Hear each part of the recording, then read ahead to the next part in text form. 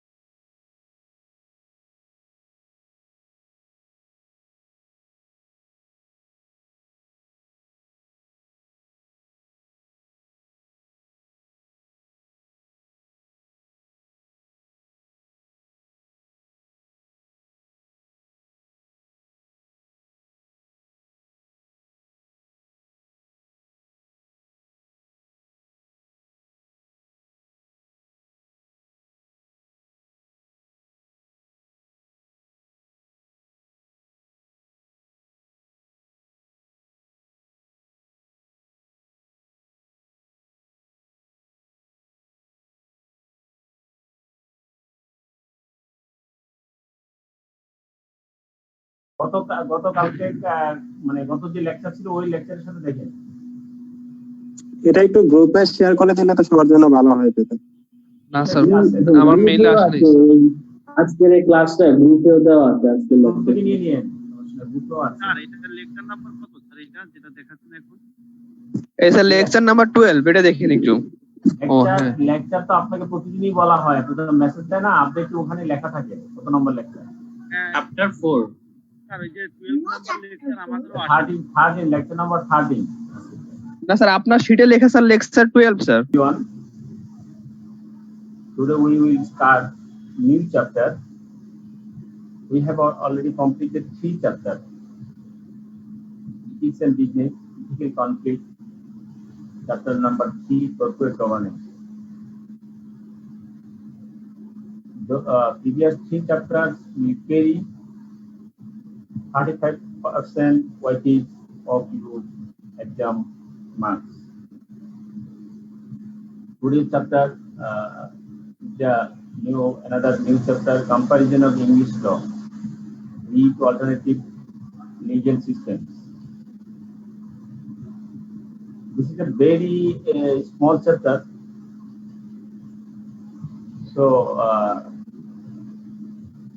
we will try to complete this chapter within 2 lectures.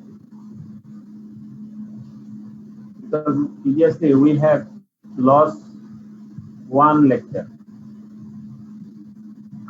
We are should to look forward this chapter. In my lecture plan, this chapter also allocated 3 lectures, but this is a very small chapter, so we want to squeeze 1 lecture from this chapter. So now we can start it. Comparison of English law with alternative legal system. আমরা previously ethics জানলাম, governance জানলাম, এখন আমরা আসলে লতে চলে যাব। ল means আমরা mainly আমাদের যেগুলো আমরা যেগুলো নিয়ে কাজ করি, বিজনেস ল নিয়ে বেশি কাজ করি।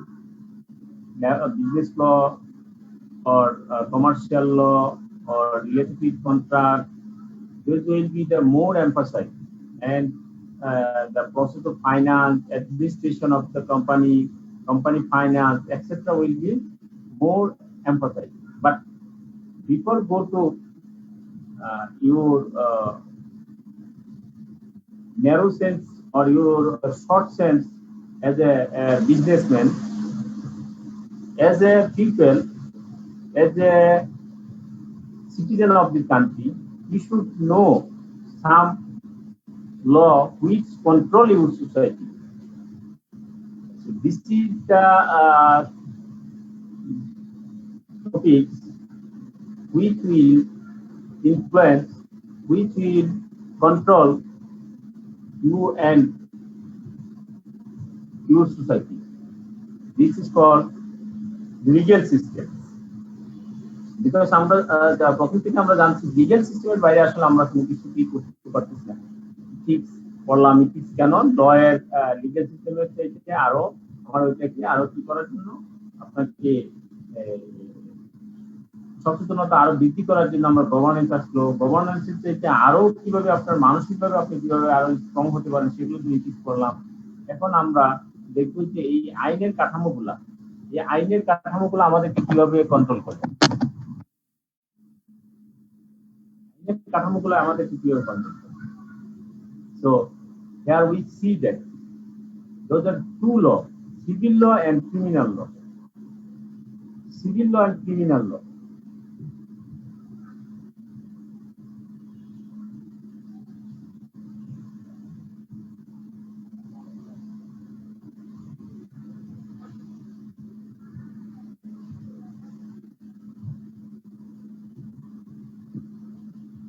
Law is necessary in every society to enable the harmonious coexistence of its members. Law is necessary in every society to enable the harmonious coexistence of its members. In all modern societies, legal rules fall into two fundamental categories. আসলে সমাজে একটু আগে আমরা যেটা বললাম, সমাজের আইন ছাড়া কিছুই হবে না। আইন ছাড়া আপনি চলতে পারবেন না। আপনি রাস্তায় চলতেছেন, আপনি যদি স্বাধীনভাবে চলেন, আপনি আপনার জন্য স্বাধীন, আপনি আরেকজনের জন্য কি হয়ে যাবে, সেটা স্পিচ হয়ে যাবে, সে কিন্তু এখানে কাজ করতে পারতেছে না। যেমন আপনি যদি রাস্তায় যেখান দিয়ে গাড়ি চলে, আপনি যদি মাছ দিয়ে আপনি দৌড়াদৌড়ি করতে পারতেন, আপনি ফ্রিডমে আপনি চলতেন, আপনি বলতেন যে না আমার তো স্বাধীন, আমি এখানে চলবো, কিন্তু না, কিন্তু গাড়ি তখন গাড়ি বন্ধ রাখতে হবে।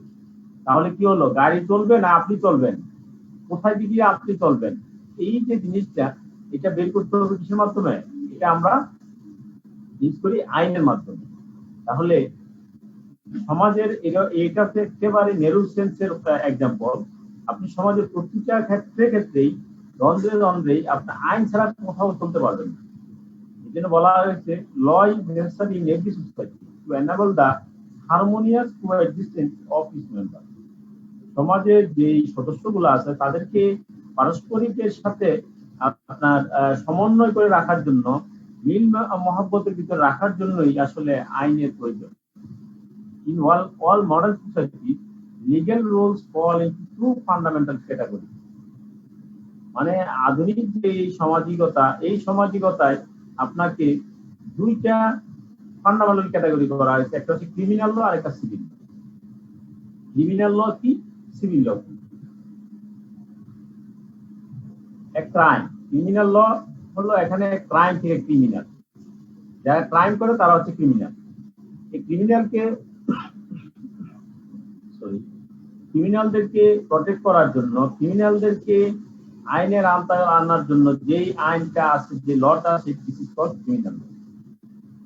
A crime is regarded as an offense against all of us in the state on our behalf, state to punish those who transgress criminal laws. তাহলে ক্রাইম হচ্ছে একটা offence against all of us, আমাদের সবার বিরুদ্ধে যদি কোনো কিছু অপরাধ করে সেটাই ক্রাইম, অথবা কোন রাষ্ট্রের বিরুদ্ধে যদি করে সেটাও ক্রাইম, অথবা ইন্ডিভিজুয়ালি কারো বিরুদ্ধে যদি করে তাহলেও সেটা ক্রাইম। ঠিক আছে? Criminal law deals with behaviour that is or can be constituted as an offense against public, society or the state, even if the immediate victim is an individual. Immediate victim মানে হচ্ছে আপনি যার উপর মানে আপনি আক্রমণ করেন সে হচ্ছে victim. Immediate victim is an individual such as murder, assault, theft and drunken driving. If a person breaches criminal law, they are subject to criminal prosecution by the state. কোন লোক যদি ক্রিমিনাল ল যে আইন আছে ক্রিমিনাল আইন যদি ভঙ্গ করে তাহলে they are subject to criminal prosecution by the state. রাষ্ট্র তার বিরুদ্ধে কি করবে? ক্রিমিনাল প্রসিকিউশনে যাবে। ইফ কনভিক্টেড দ্য অফেন্ডার, যদি সে দোষী সাব্যস্ত হয়, দ্য অফেন্ডার যিনি পাপ করবেন অথবা সে যিনি খারাপ কাজটা করলেন, হ্যাঁ, offender will receive the penalty laid out in the relevant legislation and sentencing guidelines, usually in the form of fine, prison, sentence, or community order. কিভাবে? তাকে যদি সে এরকম ক্রাইম করে তাহলে তার মানে ক্রিমিনাল লতে ক্রিমিনালি যদি কেউ ক্রাইম করে, ক্রিমিনাল ল কেউ যদি ব্রিচ করে তাহলে তাকে লেজিসলেশন প্রসেসের মাধ্যমে তাকে কি করা হবে? জেল জরিমানা দেওয়া হবে। ফাইন করতে পারে, প্রিজন হতে পারে, সেন্টেন্স মানে সেন্টেন্স মানে হচ্ছে আপনার মানে jail R prison sentence or community order. In order to be found guilty of a criminal offense, the person must be proven guilty beyond reasonable doubt. কাউকে যদি ক্রিমিনাল অফেন্স যদি তাকে ক্রাইমে ক্রিমিনাল হিসেবে তাকে সাব্যস্ত করতে হয় তাহলে অবশ্যই তাকে এটা ভালো করেই সেটা প্রমাণ করতে হবে কোনো সন্দেহাতীত ভাবে যে সে এটা ক্রাইম করছে, ঠিক আছে? তখন গিয়ে তাকে পানিশমেন্ট করা হবে। They are considered to be innocent unless proven guilty. আপনি সত্য পাপ করলেন কিন্তু আপনাকে প্রুভ করতে পারে নাই, then you are considered to be innocent as per law, as per criminal law. আইন অনুযায়ী আপনি হবেন একজন ইনোসেন্ট পারসন, ঠিক আছে? এই হচ্ছে ক্রিমিনাল ল। তাহলে আমাদের পরীক্ষা আসতে পারে difference between criminal law and civil law. তাহলে আমরা ক্রিমিনাল লটাকে আমরা ভালো করে দেখলাম, অথবা what do you mean by criminal law, what do you mean by civil law, হ্যাঁ, define criminal law and civil law, distinguish between criminal law and civil law. এইরকম বিভিন্ন মাত্রায় আপনার কোশ্চেন আসতে পারে। তাহলে আমরা ক্রিমিনাল ল কি আমরা বুঝলাম।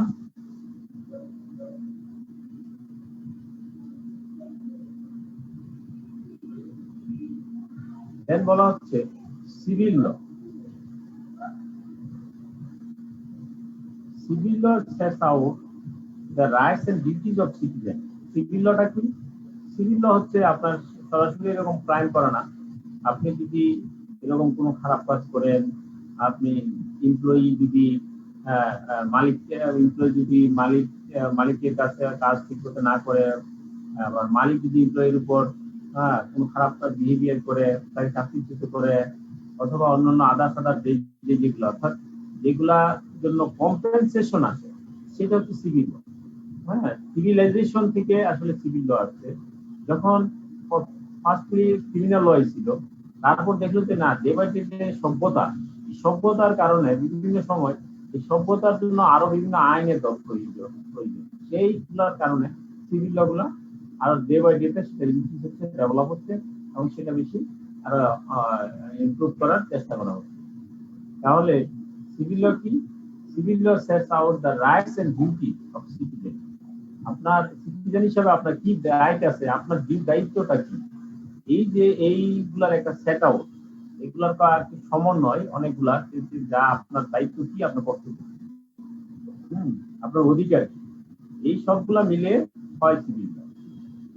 If one party acts in breach of the law, কেউ যদি সিভিল ল ব্রিচ করে, the person whose rights have been infringed can claim compensation from the wrongdoer.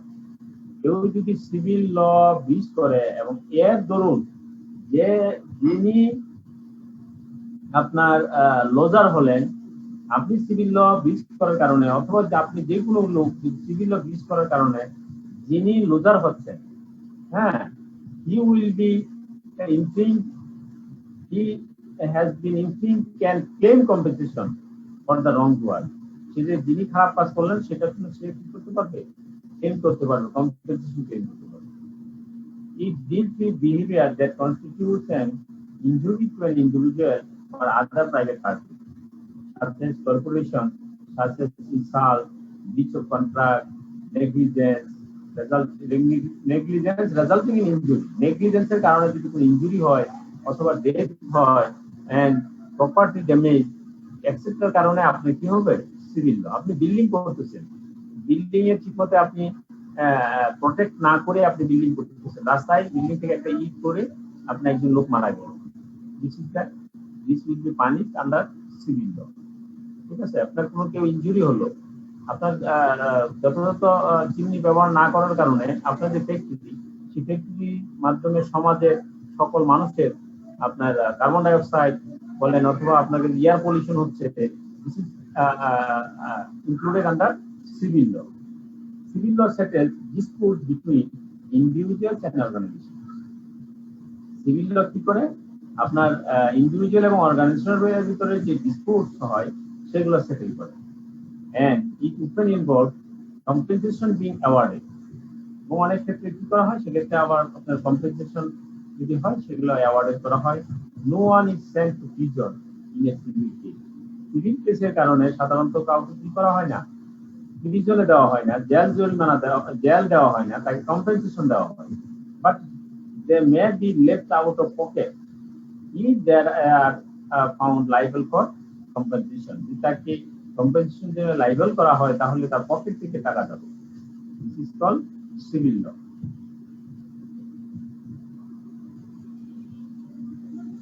তাহলে আমরা এই পর্যন্ত যতটুকু আলোচনা করলাম এই নিয়ে আপনাদের কাছ থেকে কিছু আলোচনা শুনি।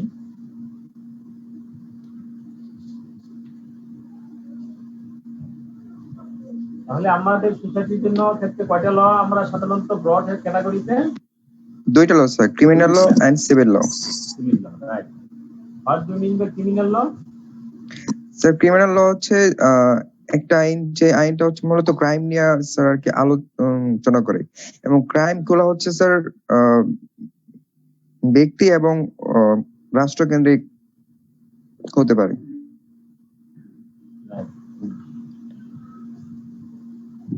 বলেন। Sir, a crime is regarded as an offense against all of us, and the state of our behalf is to punish those who transgress.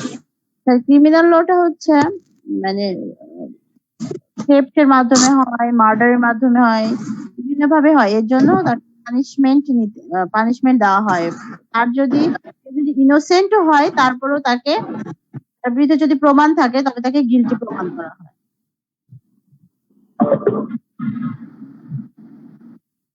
আরেকজন বলেন।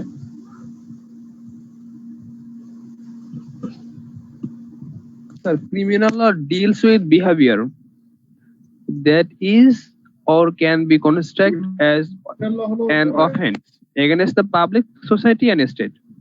পাবলিক হতে পারে, সোসাইটি হতে পারে, অথবা স্টেট হতে পারে। আপনার যে কোনো পাবলিকের বিরুদ্ধে কাজ করতে পারেন, সমাজের বিরুদ্ধে কাজ করতে পারেন, অথবা রাষ্ট্রের বিরুদ্ধে আপনি কাজ করতে পারেন। ঠিক আছে, ক্রিমিনাল লটা পাবলিকের বিরুদ্ধে হতে পারে, ইন্ডিভিজুয়ালের বিরুদ্ধে হতে পারে, সোসাইটির বিরুদ্ধে হতে পারে, অথবা রাষ্ট্রের বিরুদ্ধে হতে পারে। That offense যেটা public, society or state against হতে পারে। সেটা একটি ক্রিমিনাল। স্যার তাহলে হচ্ছে যেটা পাবলিক বা রাষ্ট্রের এগেইনস্টে অথবা কোনো প্রতিষ্ঠানের এগেইনস্টে, যেটা সরাসরি আমরা ডাইরেক্টলি যদি আমরা পানিশমেন্টের আওতায় থাকে তাহলে বুঝবো যে ক্রিমিনাল ল। ক্রিমিনাল লর আন্ডারে পানিশমেন্ট হয়। ঠিক আছে স্যার, আর পানিশমেন্ট সিভিল লতে পানিশমেন্টটা মানে ইনডাইরেক্টলি না, ওটা হচ্ছে ইনডাইরেক্টলি এরকম। পানিশমেন্ট সেখানে হচ্ছে আপনার হচ্ছে কম্পেনসেশন। সিভিল লতে জরিমানা দেওয়া লাগে, জরিমানাটা দিতে পারবেন। রেমিডি স্যার, রেমিডি নেওয়া হয় সিভিল। এমনিতে আমরা যেমন ফৌজদারি আইনে যে মামলা, সেখানে তো কি বলা হচ্ছে যে ইয়া করে, একটা হচ্ছে অর্থদণ্ড থাকে, আবার পানিশমেন্ট থাকে। তাহলে ওটাই কি স্যার ক্রিমিনাল? ফৌজদারি হচ্ছে ক্রিমিনাল ল, ফৌজদারি ক্রিমিনাল ল। এবং দেওয়ানি যদি বলি তাহলে সেটা হয় সিভিল ল। এরকম কিছু স্যার? সিভিল ল জমি জমা নিয়ে আপনি মনে করেন যে এই জমিটা আপনি পাবেন কি পাবেন না, এই যে জিনিসটা সেগুলো কিন্তু আপনার সিভিল লতে হতে পারে। আবার একজনের জমি জোর করে দখল করে ফেলছে, মেরে ফেলছে, সেটা আবার ক্রিমিনাল লতেও যেতে পারে। আপনাকে একজন আপনার এমপ্লয়ি সবাইকে ছাঁটাই করে দিয়েছে শুধু শুধু প্রয়োজন ছাড়া বিনা নোটিশে, তাহলে সেটা আপনি ক্রিমিনাল লতে যাবে না, সিভিল লতে যাবে। ঠিক আছে, তাহলে সিভিল লর উদাহরণ, ক্রিমিনাল লর তিনটা উদাহরণ বলেন। Example of criminal law. Example যেমন killing, crime, example of crime. drunken driving, assault. প্রথম হচ্ছে মার্ডার। আমরা যদি বলি সবচেয়ে বড় আসলে ক্রিমিনাল ল হিসেবে আমরা যেটা বুঝি সেটা হচ্ছে murder. attempt to murder or murder. কাউকে মার্ডার করে ফেললো, মেরে ফেললো একেবারে। তারপরে অ্যাসাল্ট, মানে তিনটা উদাহরণ দিচ্ছি। মার্ডার, অ্যাসাল্ট, থেফট, চুরি করা, ডাকাতি করা, কাউকে আপনার হেনস্থ করা, হ্যাঁ, এগুলো হচ্ছে মেইনলি হচ্ছে আসলে ক্রাইম সমাজের জন্য। তাহলে এই হলো, Hijacking, হ্যাঁ hijacking, হ্যাঁ, সবগুলো থিফটের আন্ডারে আপনার সিনোনিম হিসেবে এগুলা ইউজ হয়ে যাবে। হ্যাঁ, তিনটা চারটা নিয়ে আসবে। হাইজেকিং অবশ্যই, রোবারি, হাইজেকিং, Hijacking বাংলা হচ্ছে রাহাজারি। ব্রাইবারি, এগুলো আপনার ক্রিমিনালে পড়ে। তাহলে আরেকজন বলেন, তাহলে সিভিল ল কি? একজন সিভিল লটা বলেন। Sir, civil law sets out of rights and duty of citizen. As একটা দেশের নাগরিকদের জন্য যে অধিকারগুলি থাকে স্যার, সেটার একটা সেট আউট হচ্ছে সিভিল ল। দুইটা, একটা হচ্ছে রাইটস এন্ড ডিউটি, অধিকার এবং কর্তব্য, দুইটাই বলতে হবে, রাইটস এন্ড ডিউটি। জি স্যার, এখানে ইথিক্স এর একটা ইস্যু থাকে, যদি কি আনইথিক্যাল যদি হয় স্যার, সেটাও সিভিল ল এর ইনক্লুড থাকবে স্যার। আমি যদি আনইথিক্যালি কিছু করি স্যার, সেটাও কি এখানে ইনক্লুডেড? অফেন্ডার কেউ যদি হয়, আপনার এই আনইথিক্যালি জন্য কেউ যদি আপনার রোজার হয়, সে যদি আপনাকে আপনার বিরুদ্ধে আপনার মামলা দায়ের করে, তাহলে এটা সিভিল ল।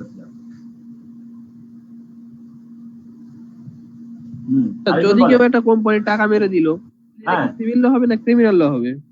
আপনার কোম্পানির টাকা মেরে দেওয়া, সেটা যখন টাকা স্যার হিসাবে- ক্রিমিনাল ল ওটা স্যার। ক্রাইম। ঠিক আছে, এটা যদি আপনার অ্যাজিজুয়ালি হন, এটা সিভিল লতে হতে পারে। ঠিক আছে, আর আবার আপনি যখন থেফট হয়ে গেলেন, চুরি মামলা হিসাবে আপনি ওখানে আপনার সিভিল লতে দিতে পারেন। ঠিক আছে, আপনার সিভিল ল হবে যে আপনি যে কন্ট্রাক্ট করছেন, আপনি তাকে বলছেন গুড ফেথে কাজ করবেন, চুরিদারি করবেন না, হ্যাঁ, আপনি আমানতকে রক্ষা করবেন, এগুলো সিভিল ল। স্যার পরিবেশ দূষণ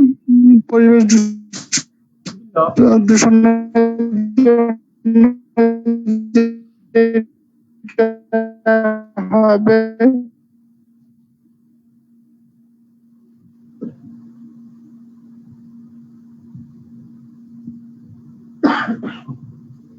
আরেকজন বলেন সিভিল ল কি? স্যার, জমি জমা নিয়ে যদি মানে বিরোধ হয়, আর তারপরে যদি এক পক্ষ আরেক পক্ষকে খুন করে, সেই ক্ষেত্রে সেটা কি সিভিল লর মধ্যে পড়বে নাকি ক্রিমিনাল? Criminal law। আপনি দুইটাতেই আপনি মামলা করতে পারবেন। ঠিক আছে, একই সাথে একই ঘটনা আপনার দুই জায়গায় হতে পারে। আপনি মার্ডারের জন্য তো আপনি ক্রিমিনাল লতে আপনি করবেন, ঠিক আছে, কিন্তু জমি জমা নিয়ে আপনার মানে নিষ্পত্তির জন্য সিভিল ল। জি স্যার, এখানে তো দুইটা মামলা হবে।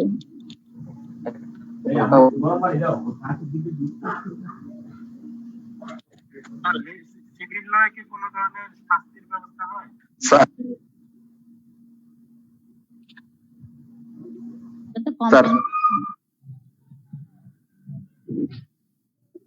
সবাই একটু আনমিউট করেন বা নিজেকে মিউট করে দেন।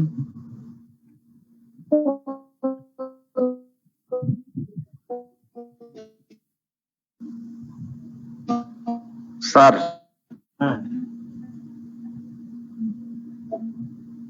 আরেকজন বলেন সিভিল ল কি? আরেকজন বলেন। হ্যাঁ স্যার, আমরা যদি এবার বলি সিভিল ল মানে হচ্ছে কোনো ব্যক্তি দ্বারা যদি অন্য কোনো ব্যক্তি বা সমাজ সরাসরি আক্রান্ত হয় এবং সেটা শাস্তিযোগ্য অপরাধ হয় ওই ব্যক্তির, সেটাই সিভিল ল। আর যদি কোনো বিষয় নিয়ে স্বার্থের দ্বন্দ্ব দেখা দেয়, তাহলে সেটার জন্য মূলত হচ্ছে সেটা হচ্ছে সিভিল ল, আর প্রথমটা হচ্ছে ক্রিমিনাল ল।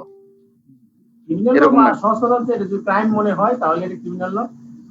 ওই আর কি স্যার, মানে কোনো ব্যক্তির এমন কোনো কর্মকাণ্ড দ্বারা যদি কোনো ব্যক্তি বা সমাজ সরাসরি আক্রান্ত হয়, তাহলে সেটা হবে হলো ক্রিমিনাল ল। আর যদি কোনো বিষয়ে স্বার্থগত কোনো ব্যাপার নিয়ে দ্বন্দ্ব দেখা দেয়, সেটা হলো মূলত সিভিল ল, নাকি স্যার? হ্যাঁ, আপনারা কি এই শীটটা দেখতেছেন এখন? জি স্যার। জি স্যার, দেখতে পাচ্ছি। Civil law and criminal law. জি স্যার। আপনারা এই ওয়ার্ডের ফাইলটা ওটা থেকে আপনারা এই ডিফারেন্সটা পড়বেন।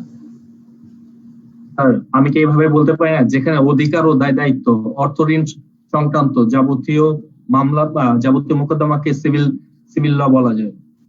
না না না, শুধুমাত্র আপনার কনফাইন করার দরকার নাই তো। সিভিল ল হচ্ছে মানে এই যে একটা কথা, এখানে দেখেন একটা কথা দিয়ে আপনি তো হচ্ছে যেটা বলতেছেন এটা আপনি বলতেছেন সঠিক, মানে লাস্টে একটা কনফাইন হয়ে যাচ্ছে, একটা নির্দিষ্ট কয়েকটা দিয়ে একটা গণ্ডিতে বলে দিচ্ছে। মানে স্যার আপনি এটা যখন জেনারিক ডেফিনিশন বলবেন, ডেফিনিশন সবসময় বলবেন কি আপনার এর আন্ডারে যা পড়ে যে কোনো ভাবে যেন আপনাকে আপনার ভুল না আসে, সেটা হচ্ছে ডেফিনিশন। সিভিল ল এখানে দেখেন set out the right and duty of citizens as between themselves. প্রতিজনের দায়িত্ব, যারা মানে নাগরিক আছে সেই নাগরিকের দায়িত্ব কি, কর্তব্য কি, এই নিয়ে যখন একটা সেট আকারে যখন থাকে সেটা হচ্ছে সিভিল। মানে স্যার ডেফিনিশন গুলো কি স্যার জেনারিক হবে, মানে দায়িত্ব কর্তব্য যখন কনফ্লিক্ট করবে এবং জেনারিক, আপনি জেনারিক হ্যাঁ। দিবেন। কারণ হলো আপনি সিভিল ল কি আসবে, আপনার দায়িত্ব কি, আপনার দায়িত্ব আপনি সঠিকভাবে চলা। আপনি মনে করেন রাস্তাতে মাঝে দিয়া দৌড় মারছে না, এসে গাড়ি আপনার অ্যাক্সিডেন্ট করছে, ঠিক আছে, এটা দায়িত্ব এটা কার, অথবা গাড়ি হলো আপনার নামে মামলা করতে পারে যে ওর জন্য আমি কি করছি, ব্রেক করতে গেছি, সে তো মারা গেছে, সাথে আমার এই যে আমার যে ড্রাইভার প্যাসেঞ্জার 5 জন প্যাসেঞ্জার আপনার আহত হয়েছে, আহতের জন্য আপনার বিরুদ্ধে মামলা করতে পারে সিভিল ল অনুযায়ী। অর্থাৎ আপনি আপনার যে দায়িত্ব সেই দায়িত্বটা আপনি পালন করেন না, তার ধরুন আপনিও ক্ষতি হয়েছেন এবং আরেকজন এটা ক্ষতি হয়েছে, কিন্তু আপনি যখন তার বিরুদ্ধে মামলা করবেন তখন কি হবে, এই মামলা আপনি সিভিল লতে মামলা করলেন যে আমরা আপনার গাড়িওয়ালা ঠিকভাবে গাড়ি চালানে আপনার তুলে দিচ্ছি, কিন্তু সেটা কি হতে হবে, প্রমাণ করতে হবে। প্রমাণ যদি হয় তাহলে আপনি প্রমাণ যদি হয় যে না উনি ওনার দায়িত্ব নেগলিজেন্স করছেন, আমরা পরে পড়বো টর্ট অফ নেগলিজেন্স কি, হ্যাঁ, ব্রিচ অফ ডিউটি, আপনার ডিউটি গুলো কি ব্রিচ করতেছেন সেগুলো আমরা পরে পড়বো। ক্লিয়ার? আরেকজন বলেন সিভিল লটা একটু আরেকটু ডিটেইলস বলেন।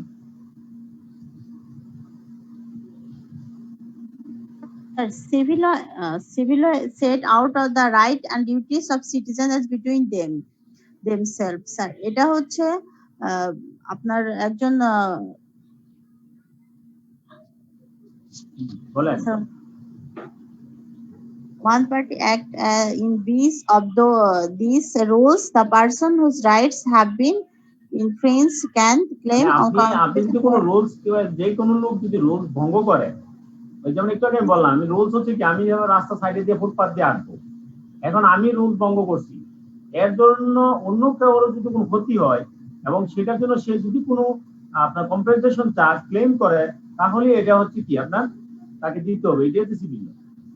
স্যার যেমন একজন যদি বিল্ডিং করতে গেলে স্যার যদি সাউন্ড পলিউশন হয়, এটা যদি কেউ ক্লেম করে তখন সেটাতে অবশ্যই কম্পেনসেশন দিতে হবে, এর জন্য কম্পেনসেশন লাগবে। না ক্লেম না করলে কোনো সমস্যা নাই, ঠিক আছে? হ্যাঁ স্যার ক্লেম না করলে সমস্যা নাই, কিন্তু যদি ক্লেম করে তখন কম্পেনসেশন। ওকে স্যার হ্যাঁ, এটা কি স্যার আমরা এরকম বলতে পারি যে সিভিল হলো প্রাইভেট, মানে protect or preserve civil or private right or matter? হ্যাঁ, ইন্ডিভিজুয়ালস এন্ড অর্গানাইজেশন হতে পারে, ইন্ডিভিজুয়ালস হতে পারে, অর্গানাইজেশন তো অর্গানাইজেশন হতে পারে। স্যার আমরা বলতে পারি civil law is the law of a state which protect the civil rights of citizen, which protect rights of organization and state also, and if anyone violate it, he can sue before the civil court for civil protection such as compensation, such as to give the damage to the victim person, and other things, such as we can say that right of marriage, right of divorce, right of restitution of conjugal rights, right to protect the condition of contract. These all are civil laws. Okay, thank you. ঠিক আছে, right. ওকে, তাহলে আমরা সামনের দিকে আগাই। তাহলে আমরা difference between the civil law and criminal law, আরেকজন এটা একটু বলেন তো, ডিফারেন্সটা বলেন। এটা আমরা যদি ডিফারেন্স বলি আমরা কি বলতে পারি?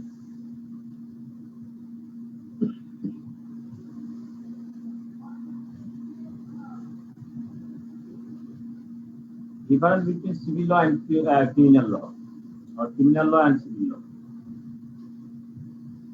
এই ডিফারেন্স গুলো আমরা কিভাবে বলবো? যখন ডিসটিংশন আসে প্রথমে first of all you should write definition in short.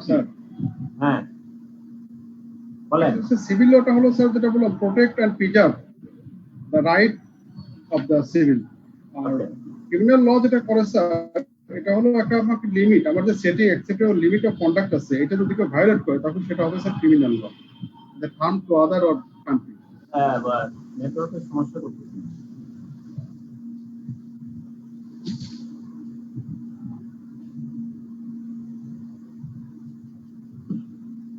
আরেকদিন বলেন। আর মাছ করবো না, সিভিল ল ক্রিমিনাল ল আরেকদিন বলেন। Civil law is the system আপনারা of law একটু concerned. মিউট করে রাখবেন সবাই। হ্যাঁ, তিনি কথা বলেন, উনি শুধু আনমিউট করেন। হ্যাঁ, Civil law is the system of law concerned with private relations. Criminal law is the body of law that relates to crime. সবাই তো শুরু করলাম, মাঝে মাছ উঠে এলাম। হ্যাঁ, এক্সাম্পল বলেন, এক্সাম্পল।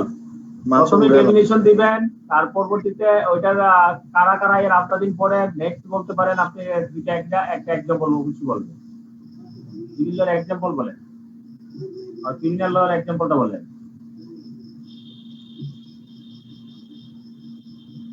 কোড পাইলাম মনে হচ্ছে। স্যার ক্রিমিনাল ল মার্ডার, তারপরে অ্যাজার্ট, হ্যাঁ, আর সিভিল ল বিভিন্ন ক্রাইম করা, যেমন সুদ, ঘুষ, এগুলো হচ্ছে সব হচ্ছে ক্রিমিনাল ল।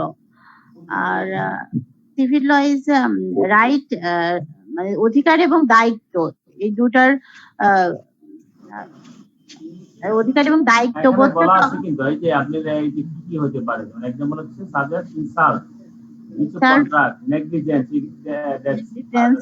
হ্যাঁ, property damage, injury or death, property damage, etc. sir. Thank you. আমরা ফরওয়ার্ড সামনের দিকে আগাই।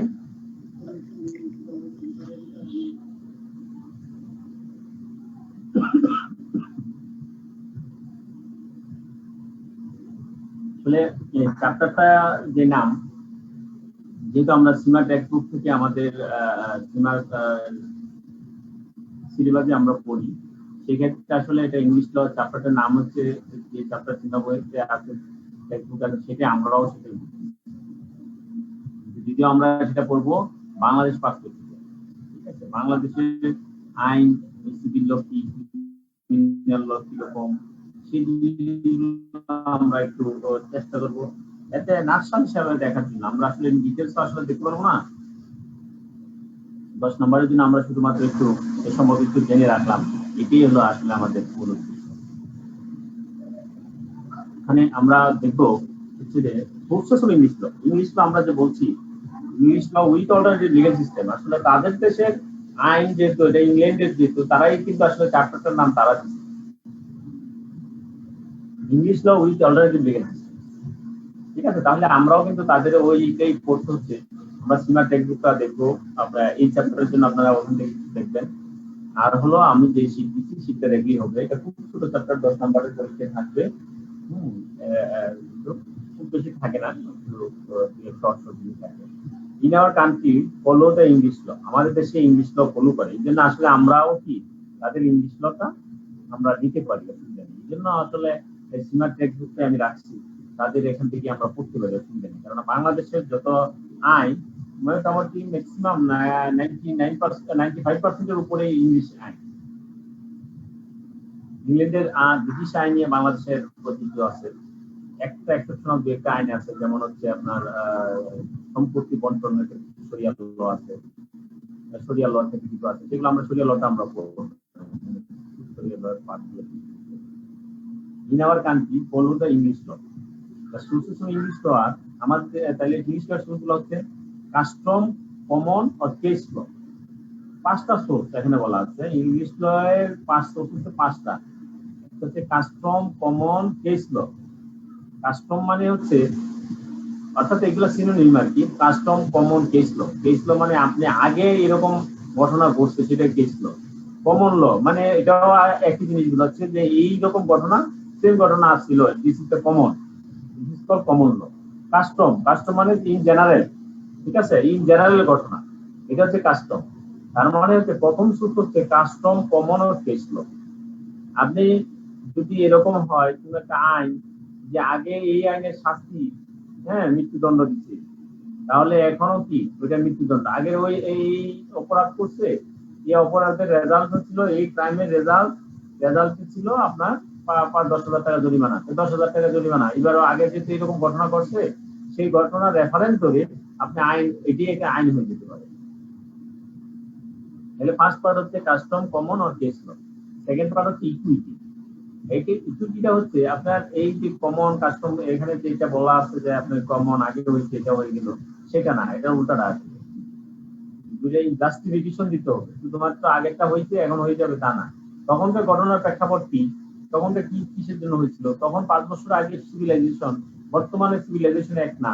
এই যে জিনিসটা, যেটা কমন ল এবং কেস ল আর আপনার কাস্টম লতে যেটার লিমিটেশনটা, সেই লিমিটেশনটা ব্রিচ আপ করে হচ্ছে কিছু। তারপর হচ্ছে স্ট্যাটিউট ও লেজিসলেশন। কমন কেস এবং কাস্টম নীতির পরে আসে আপনার হচ্ছে লেজিসলেশন, আপনার স্ট্যাটিউট, আপনার সংবিধান প্রণেতা যারা, অথবা যে সংসদ, এই সংসদের মাধ্যমে নতুন করে আইন আসতে পারে। এই নতুন এই সংসদের মাধ্যমে, লেজিসলেশনের মাধ্যমে নতুন করে আইন তৈরি হয়, হ্যাঁ, অথবা আগে সংসদের মানে আগে লেজিসলেশনের মাধ্যমে যে আইন নিচ্ছে সেটা প্রচলিত আছে। তাহলে এই হলো আপনার তিনটা পার্ট হচ্ছে, একটা হচ্ছে custom, common, case law, equity, তারপরে specific or registration, European law. European law কেন? কারণ হচ্ছে ইংলিশ ইউরোপীয় ইউনিয়নের সদস্য ছিল, এখন যদিও ওরা বেরিয়ে আসছে বা ব্রেক্সিটের মাধ্যমে তারা বেরিয়ে আসছে, হ্যাঁ, তথাপি তারা যদি ইউরোপীয় ইউনিয়নের কান্ট্রিভুক্ত, ইউরোপীয় ইউনিয়নদের যে কমন একটা আইন আছে, তারা কিভাবে চলবে ইউরোপীয় ইউনিয়ন, এই জন্য ইউরোপীয় ইউনিয়নের যে কান্ট্রিগুলো, সেই কান্ট্রিগুলার অনেকগুলো রেফারেন্স শিখেছে, মানে আপনি ইংলিশে প্রযোজ্য আছে। এই জন্য বলা আছে European law is one type of English law. কেন হচ্ছে আদার্স হচ্ছে এই চারটাতে যেগুলো পড়ে না, বাকি সব হচ্ছে আদার্স, অন্য যে কোনো জায়গা থেকে আসতে পারে। এই হচ্ছে আমাদের সোর্সেস অফ ইংলিশ ল। তারপর আমরা যদি বলি কাস্টম ল কি, custom or case, common law. Common custom or an important source of law, হ্যাঁ, মানে আসলে ঐতিহাসিক ভাবে এটাই, যেমন আপনার জাজ নিম্ন আদালতে যখন বিচারগুলো রায় দেয়, আপনার যদি উচ্চ আদালতে কোনো রায় হয়ে থাকে, সেই রায়টা রেফারেন্স ধরে আপনার ব্যাখ্যা দিয়ে জাজ কি করে, আপনার নিম্ন আদালতে রায় দিয়ে দিতে পারে। This is called customs. Customs was an important source of laws legally, but is of less practical importance to the বর্তমান প্রেক্ষাপটে আসলে এটার গুরুত্ব খুব কমে গেছে। হ্যাঁ, the common law today is made up of past cases, পূর্বে যা ঘটছে, or legal precedents which are recorded in law reports, যেটা আগে ল রিপোর্টে রেকর্ড করা আছে। It is still of considerable importance and developed from case to case in order to reflect the changing time, in order to ensure certainty.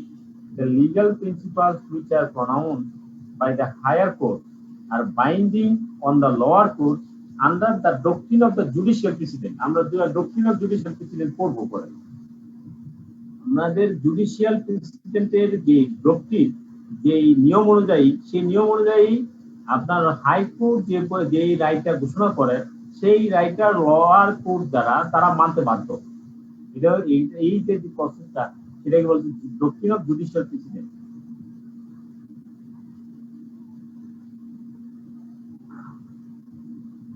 তাহলে আমরা বুঝলাম customs, common আর case ল কি। Custom was an important source of law typically, but is of less practical importance today. The common law today is made up of past cases or legal precedent. Past cases or legal precedent. Precedent মানে পূর্বের যে আপনার আইন আছে, legal, which are recorded in law reports. It is still of considerable importance and developed from case to case in order to reflect the changing times. In order to ensure certainty, the legal principles which are pronounced by the higher courts are binding on the lower courts under the doctrine of judicial precedent.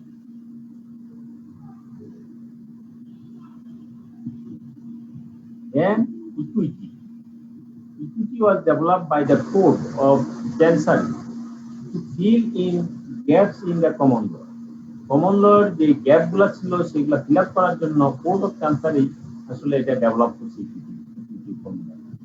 For example, by the development of non-monetary remedies such as injunction and order of the specific performance, মানে আমরা যে non monetary remedies, আমরা normally আইনে আমরা বলি আসলে monetary remedies গুলা কি হচ্ছে, তার অর্থগত কত মানে সমস্যা হয়েছে, সেটাই আসলে বেশি কনসিডার করা হয়।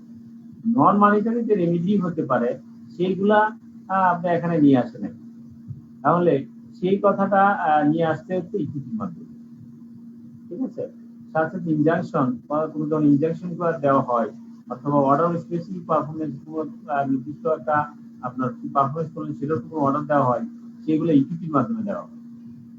Injunction is prohibitory, injunction is prohibitory whereas a specific performance order imposes an obligation to act. এটা হচ্ছে ইনজাংশন আর স্পেসিফিক পারফরমেন্সের পার্থক্য। ইনজাংশন হচ্ছে হ্যাঁ যে এটা কাজটা আপনি করতে পারবেন না, আপনার প্রহিবিটরি দেওয়া আছে, যে ইনজাংশন এটা বন্ধ থাকবে কাজ, যে ইনজাংশন জারি করে। whereas specific performance order imposes an obligation to act, আর স্পেসিফিক পারফরমেন্স অর্ডার হচ্ছে আপনি এই কাজটা করতেই হবে, আপনি এরকম একটা অর্ডার করা হয়। both of those types of equitable remedy are used in the area of contract law. এই যে আপনার ইকুইটি যেটা সেটা আসলে ইউজ করা হয় কন্ট্রাক্ট লর ক্ষেত্রে ইউজ করা হয়। তাহলে ইকুইটি মেইন যে দুটো পয়েন্ট সেটা হচ্ছে ইনজাংশন আর order of specific performance. Injunction মানে কি, আচ্ছা আপনাকে প্রহিবিটেড করা হচ্ছে যে আপনি এই কাজটা করা থেকে বঞ্চিত থাকেন। দেখবেন যে যারা বিভিন্ন আপনার অর্গানাইজেশন থাকেন বা বিভিন্ন সময় বিভিন্ন পত্রিকা দেখবেন, প্রায় সময় ওই অর্ডারের এগেইনস্ট ইনজাংশন জারি করে রাখে। একটা যে হাইকোর্ট অর্ডার করছে, মানে আপনার নির্মাতা অর্ডার করছে, হাইকোর্ট থেকে সেটার উপর ইনজাংশন জারি করতে পারে। অথবা স্পেসিফিক পারফরমেন্স অর্ডার যখন আসে তখন বলা হচ্ছে যে হ্যাঁ আপনি এই কাজটা করতে বাধ্য, আপনি এই কাজটা করেন। Those are the mainly two equity treatment of English law. Both of those types of equitable remedy are used in the area of contract law. এটা মূলত আসলে কন্ট্রাক্ট ল ইউজ করা হয় and can assist to ensure that requirements under the contract are satisfied. Equitable remedies are discretionary. Equitable remedies সবসময় কি থাকে, discretionary, একটা আরেকটার সাথে মিলে না। আমরা কমন লতে যেটা মিলে, আগের ঘটনা থেকে এখনকার ঘটনা, কেস ল, কমন ল আর customs law. And in the event of conflict between equity and common law, equity prevails. যখন ইকুইটি এবং কমন লর ক্ষেত্রে যখন কোনো কনফ্লিক্ট ক্রিয়েট হয় তখন ইকুইটি প্রিভিলেজ, ইকুইটিকে বেশি গুরুত্ব দেওয়া হয়। Equity has also been responsible for the development of the law of trust.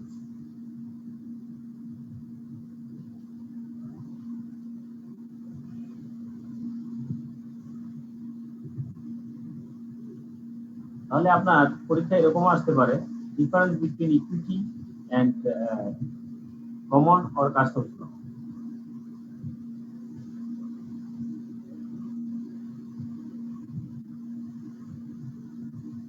Then আমরা বলছিলাম স্পেসিফিক লেজিসলেশন। আমরা এই লেজিসলেশন কি, স্পেসিফিক কি, এগুলো আমরা আগে পড়ছি, আগের একটা চ্যাপ্টারে আমরা পড়ছি। Legislation is the formal enactment of rules by a body having the constitutional right and power to do so. Constitutional অধিকার এবং ক্ষমতা আসলে এই ক্ষমতা বলে যখন কোনো আইন পাস করা হয়, কোনো নতুন করে ইনঅ্যাক্টমেন্ট করা হয়, নিয়ম সংযুক্তি করা হয়, তখন তাকে প্রসেস থেকে বলা legislation. This legislation takes the form of act of parliament, also known as state law. ঠিক আছে, এটার আরেকটা নাম আছে স্টেট ল। তাহলে আমরা আমাদের বইতে সীমা টেক্সট বুক আপনি দেখবেন রেজিস্ট্রেশনের প্রসেস কিভাবে রেজিস্ট্রেশন করা হয়। আমরা জানি যে আপনার প্রথমে এটাকে প্রিলিমিনারি নেওয়া হয়, তারপরে এটার উপর আপনার সংসদে উত্থাপন করা হয়, তারপর এটাকে আপনার সংসদীয় কমিটি থাকে, সেই কমিটিকে প্লেস করা হয়, সেই কমিটি থেকে সেটাকে যাচাই বাছাই করে সেটা ফাইনাল রিপোর্ট দেওয়া হয়, সেটার উপর আবার সর্বশেষ সংসদের যে ভোটের মাধ্যমে সেটা আপনার ইমপ্লিমেন্টেশন হয়। এই হচ্ছে রেজিস্ট্রেশন প্রসেস।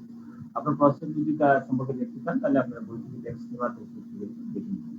প্রথম হচ্ছে আপনার ইন্ট্রোডাকশন করা হয়, তারপর এটার উপর আলোচনা করা হয়, সেটার উপরে আলোচনার পরে সেটাকে আপনার সংসদীয় কমিটি থাকে, সেই কমিটিতে প্লেস করা হয়, কমিটি রিপোর্ট অ্যানালাইসিস করে রিপোর্ট তৈরি করেন, সেই রিপোর্টটা আবার সংসদে এসে ভোটের মাধ্যমে কণ্ঠ ভোটের মাধ্যমে সেটা পাস। দেন বলা হচ্ছে European law. In 1972, the UK joined the European Community, now called the European Union. 1972 সালে আপনার ইংল্যান্ড ইউরোপিয়ান কমিউনিটি জয়েন করে, এই জন্য তারা ইউরোপিয়ান ইউনিয়ন নামে এখন বলা হয় European community. Accession means that the UK agreed to conform with existing and the feature of this law, and the UK complied by passing the European Community Act 1972. There are the several sources of European Union law. European Union law এর অনেকগুলো source আছে। Source কি এবং ট্রিটি, তাদের সাথে যে চুক্তি হয়েছে সেই চুক্তি পরস্পর চুক্তি হতে পারে। তাদের যদি ইউরোপিয়ান ইউনিয়নের কোনো রেগুলেশন থাকে সেই রেগুলেশন হতে পারে, তাদের directive, decision, recommendation, European Court of justice, ইউরোপের যে কোর্ট অফ জাস্টিস হয়, ইউরোপিয়ান পার্লামেন্ট আছে। হ্যাঁ, আপনার ইউরোপিয়ান ইউনিয়ন যখন তৈরি হয় তারপর ওদের আস্তে আস্তে ডে বাই ডে অনেক কিছু ডেভেলপ হচ্ছে। ইউরোপিয়ান পার্লামেন্ট পর্যন্ত হচ্ছে, ইউরোপিয়ান কারেন্সি, তাদের যে ইউরো কারেন্সি পর্যন্ত হচ্ছে।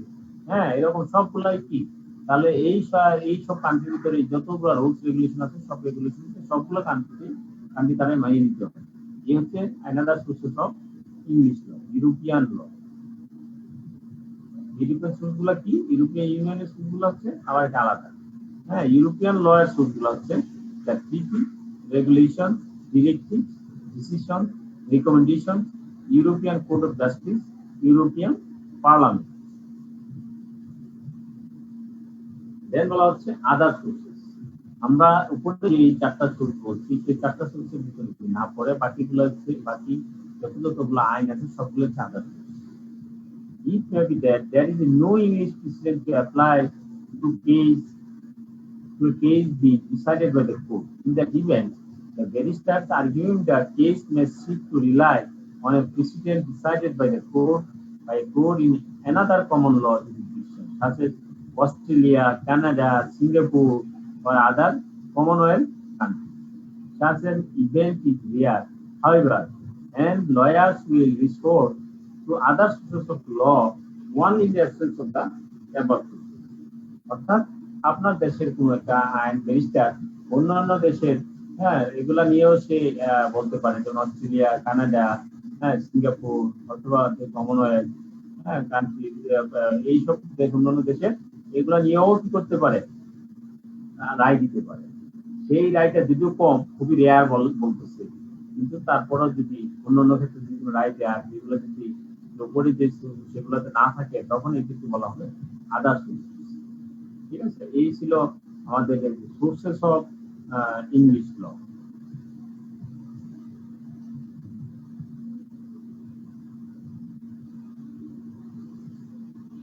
আপনারা এগুলা কি বুঝছি, এগুলা একটু আমরা আবার আপনাদের কাছ থেকে একটু জানার চেষ্টা করি। সোর্সেস অফ ইংলিশ ল, ইংলিশের সোর্সগুলো কি কি বলেন? There are 5 sources of law. Sir, বলেন, একজন বলেন। There are 5 sources of law. Number 1, custom or common. custom means রীতি না স্যার? কাস্টম রীতিনীতি আর কি, অর্থাৎ যেগুলো প্রচলিত। কাস্টম মানে এখানে অর্থ হচ্ছে প্রচলিত। একটা সে ইংলিশের অনেকগুলো ওয়ার্ড থাকে, কালচারাল ল, প্রচলিত। এখানে কাস্টম মানে হচ্ছে প্রথা, কালচার। প্রথা, এটাই কাস্টম রীতিনীতি, প্রথা। আমাদের কাস্টম হচ্ছে প্রথা যেগুলো সমাজে প্রচলিত এবং যে প্রথাগুলো সমাজে অলরেডি বিধিবদ্ধ আকারের মতো হয়েছে এবং ভায়োলেট করলে তার বিরুদ্ধে ইকুইটেবল রিলিফ পাওয়া যায়, সেগুলি হচ্ছে ইংলিশ লতে কাস্টম। একই লয়ের যে ইয়েটা হয় স্যার, রিপিটেবল যেটা, সেটাই স্যার কাস্টম, অথবা মিন করতেছে কমন ল, অর্থাৎ যেটা রিপিটেবল ল যেটা স্যার, সেটাকে আমরা এর মধ্যে ইনক্লুড করব স্যার। একজন বলেন, প্রথম বলেন সোর্স অফ ইংলিশ ল। আমরা পরে বলতেছি, ব্যাখ্যাটা পরে আসতেছি।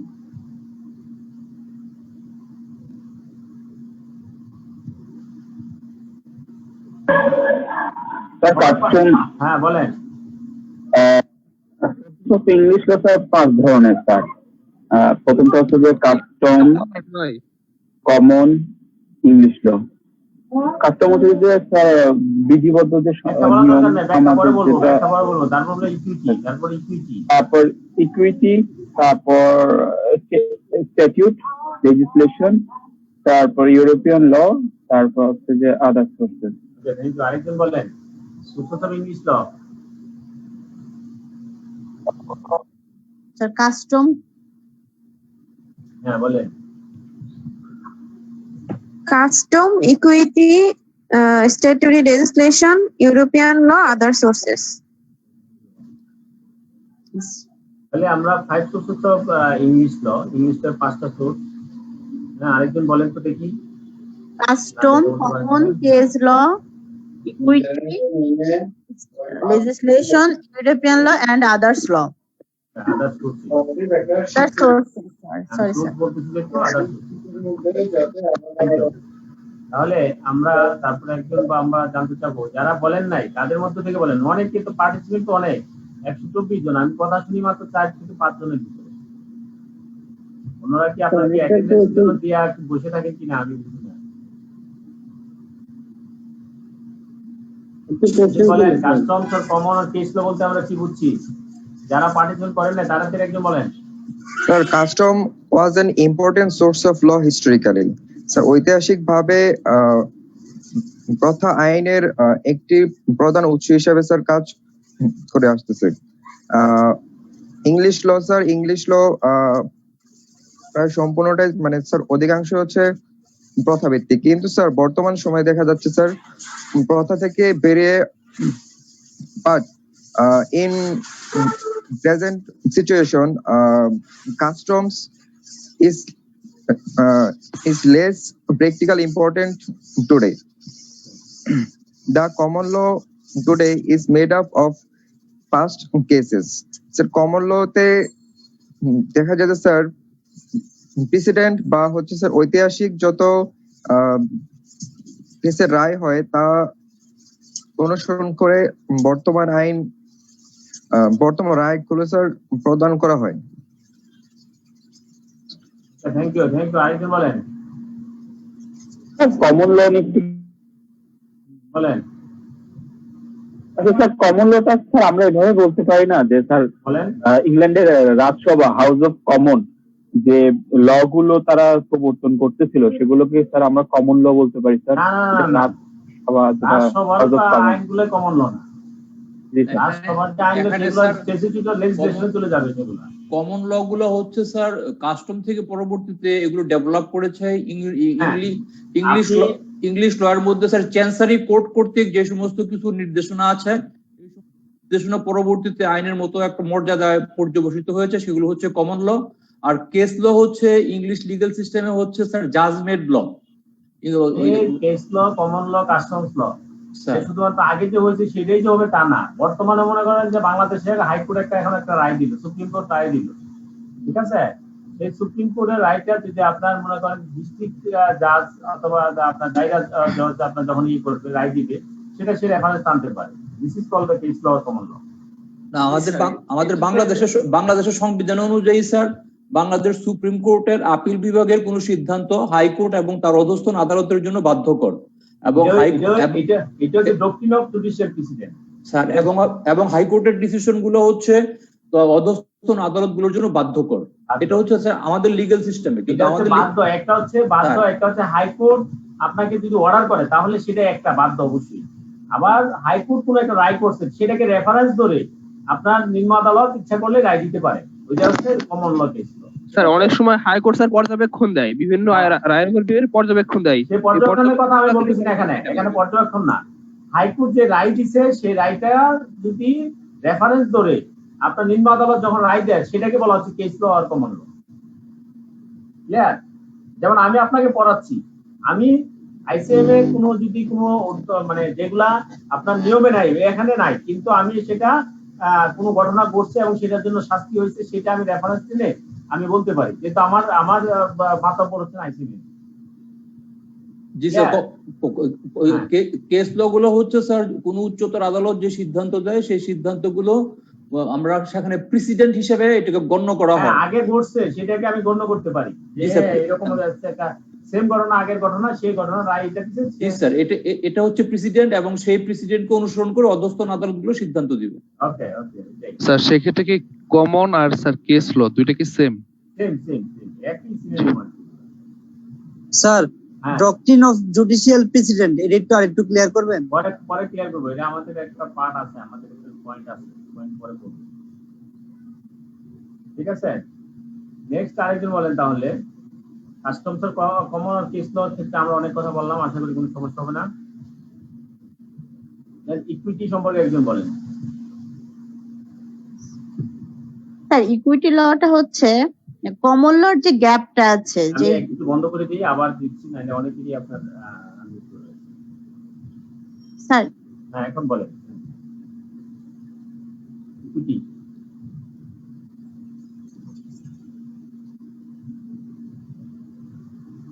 স্যার কোর্ট অফ চেন্সারি জিনিসটা কি স্যার, এটা একটু বুঝাই বলবেন স্যার? ইকুইটি কেন বলতেছিলেন, ইকুইটিটা বলেন। ইংলিশ লিগ্যাল সিস্টেমে আমাদের দেশের লিগ্যাল সিস্টেমের মতো নয়। কোনো সময় অনেক আগে এটা কোডিফাইড ছিল না। এখন চ্যান্সারি কোর্ট হচ্ছে রাজা কর্তৃক পরিচালিত হইতো এবং সেই সিদ্ধান্তের প্রেক্ষিতে যদি দেখা যেত যে এমন যে চ্যান্সারি কোর্টের সিদ্ধান্ত জনগণের সঠিক প্রয়োজন ফুলফিল করতে সক্ষম হচ্ছে না, তখন তারা এটাকে পূরণ করার জন্য ইকুইটি কোর্টের তৈরি করে এবং সেখানে 12টা ম্যাগজিমের তৈরি করে, এটাকে বলে 12 ম্যাগজিমস অফ ইকুইটি। এই 12 ম্যাগজিমস অফ ইকুইটির মাধ্যমে ইকুইটি কোর্টগুলো পরিচালিত হতো এবং যেখানে দেখা যেত যে কোডিফাইড ল মানুষের অধিকার এবং দায় দায়িত্ব এগুলো ক্লিয়ার করতে সক্ষম হচ্ছে না এবং জনগণের বিরোধ নিষ্পত্তিতে সহায়ক হচ্ছে না, তখন ইকুইটির ম্যাগজিন গুলো সেখানে প্রয়োগ করা হতো এবং মানুষের সমস্যাগুলো দূর করার চেষ্টা করা হতো। এটাই হচ্ছে sir English legal system equity. হ্যাঁ আমরা আরো ক্লিয়ার হলাম, ওনার কাছ থেকে আমরা অনেক কিছু জানতে পারলাম। স্যার ইকুইটি মূলত হচ্ছে ন্যায়পরায়ণতার ভিত্তিতে, যে কমন ল যেগুলো ওদের যে দুর্বলতা ছিল সেটা ইকুইটির মাধ্যমে সেটা সমাধান করা হয়েছে এবং পরবর্তীতে কমন ল তো আমরা যেটা ওনার কাছ থেকে কিন্তু আমরা দেখলাম, আমরা জানলাম। ঠিক আছে, একটু আগে যে কথা বললেন, তো এখান থেকে আমরা বলতে পারি যেটা হচ্ছে যে ইকুইটি আমরা তো একটু আগে বলছি যে হচ্ছে কাস্টমস ল, কেস ল আগে থেকে ঘটছে, আগের মামলা রায় হয়েছে, সেই রায় অনুযায়ী পরবর্তীতে রায় দিল, আগের কোনো ঘটনা, সেই ঘটনা অনুযায়ী আমি এখন সেটার বাস্তবায়ন আবার আমিও সেই ঘটনা পুনরুদ্ধার করলাম। আর ইকুইটিটা হচ্ছে না, আগেরটা অনুযায়ী হবে না। কোড অফ চেন্সারি একজন যে কোশ্চেন করছিলেন যে কোড অফ চেন্সারি কি, কোড অফ চেন্সারি হচ্ছে ইংল্যান্ডের একটি সর্বোচ্চ মানে আদালত, মানে আদালত যেটা সরাসরি আপনার ওই দেশের রাজা, ওই দেশের রানী সেগুলা আপনার মেনটেন করে। সেই কোর্টের মাধ্যমে, সেই কোড অফ চেন্সারির মাধ্যমে আপনার কিছু কিছু জিনিস যেখানে সমস্যা হয় কমন ল, সেইগুলার জন্য সেখানে রায় দেওয়া হয়। এগুলোর জন্য স্পেসিফিক করে কোর্ট তৈরি করা আছে, সেইটা হচ্ছে কোড অফ চেন্সারি। আর এই কোড অফ চেন্সারি আসলে ইকুইটি সিস্টেমটা তৈরি করছে। কোড অফ চেন্সারি বলছে যে না, কারণ তারা সুপ্রিম পাওয়ার, তারা তো বলতে পারে যে কি কি সমস্যা কমন ল, তাহলে এই সমস্যাগুলো কমন লতে আছে। সুতরাং আমরা এই কমন লর এই কথার নামের সাথে আমরা যদি হয় সেক্ষেত্রে আমরা কমন ল না মানে আমরা আমাদের ইকুইটি মানবো, এই ইকুইটি কোড অনুযায়ী করবে। এবং এখানে মেইনলি যেটা কন্ট্রাক্টের ক্ষেত্রে ইনজাংশন এবং অর্ডারস অফ স্পেসিফিক পারফরম্যান্স, সেগুলো আসলে ইকুইটিতে আলোচনা করা হয়। ক্লিয়ার? একজন বলেন, এরপরে আবার একজন বলেন equity.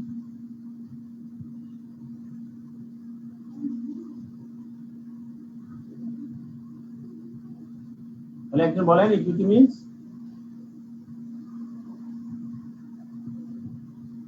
that the sources of law, English law is a part of equity. Equity ক্ষেত্রে ইংলিশ ল এর যে সূত্রটা সেই ব্যাপারে একটু এলাবোরেট করেন।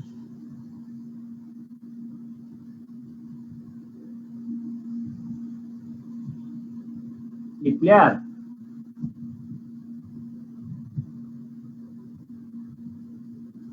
আমরা সামনে আগাই, আপনারা কেউ কথা বলবেন না।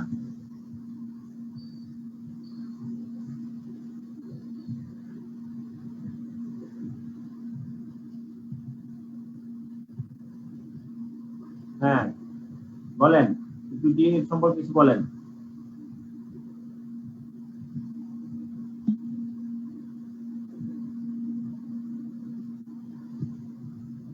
ঠিক আছে, তাহলে নেক্সট হচ্ছে আমরা যেটা যাচ্ছি সিকিউরিটি সম্পর্কে আমরা বুঝলাম, হ্যাঁ, কমন ও কাস্টমস ল সম্পর্কে বুঝলাম। নেক্সট হলো স্ট্যাটিউট ও লেজিসলেশন, সেটা কি বলেন? স্ট্যাটিউট কি ইংলিশ ধরে?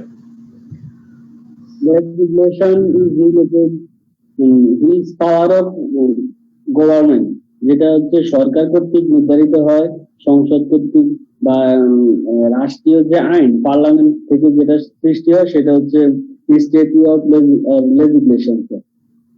এটা হচ্ছে একটা দেশের সরকার অথবা পার্লামেন্ট থেকে ক্রিয়েট করা হয় এবং বাধ্যতামূলক ভাবে এটা সবাই মানতে হয়, সেটা হচ্ছে স্ট্যাটিউট অফ লেজিসলেশন। বলেন। আচ্ছা, thank you. Legislation is the act of parliament.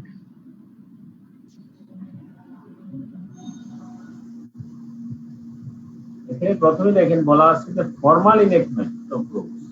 আসলে লেজিসলেশনে যে কোনো আইনের জন্য সাধারণ দায়িত্ব দেওয়া থাকে, ফর্মাল বডি হচ্ছে তারা হচ্ছে লেজিসলেশন, তারা ফর্মাল, মানে তাদেরকে দায়িত্ব দেওয়া আছে তারা আইন তৈরি করার জন্য। আসলে তারা হচ্ছে আইন প্রণয়ন।